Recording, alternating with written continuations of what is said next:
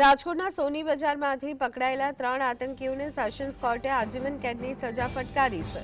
અબ્દુલ શકુર અલી, અમન સિરાજ મલિક અને સાફન શહીદ નામના આરોપીઓને જીવે ત્યાં સુધી અંતિમ શ્વાસ સુધીની સજા સંભળાવવામાં આવી છે.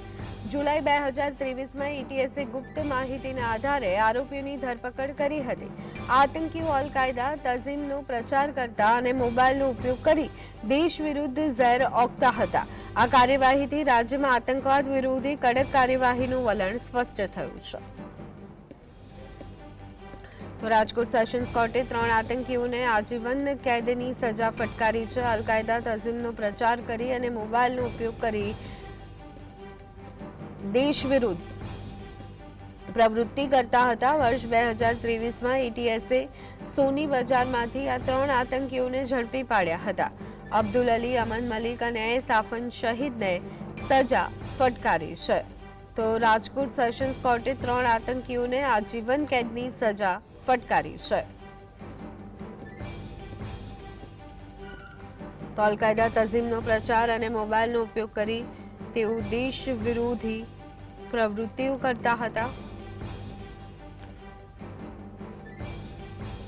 તો આજ અંગે વધુ વિગત મેળવી લઈએ. સંવાદદાતા લકીરાજસિંહ ઝાલા અમારી સાથે જોડાઈ ગયા છે.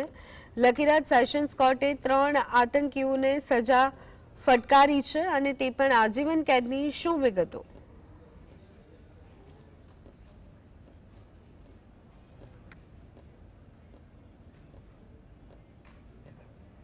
જી લકીરાજ.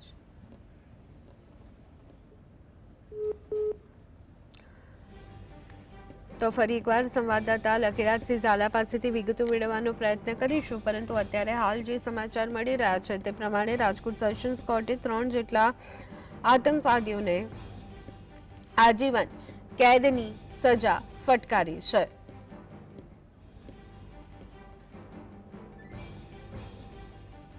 તો રાજકોટના સોની બજારમાંથી પકડાયેલા 3 આતંકીઓને સેશન્સ કોર્ટે આજીવન કેદની સજા ફટકારી.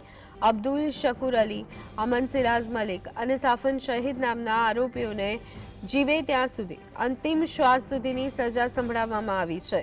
જુલાઈ 2023માં એટીએસે ગુપ્ત માહિતીના આધારે આરોપીઓની ધરપકડ કરી. આતંકીઓ અલ-કાયદા તઝીમનો પ્રચાર કરતા અને મોબાઈલનો ઉપયોગ કરી દેશ વિરુદ્ધ ઝેર ઓકતા હતા.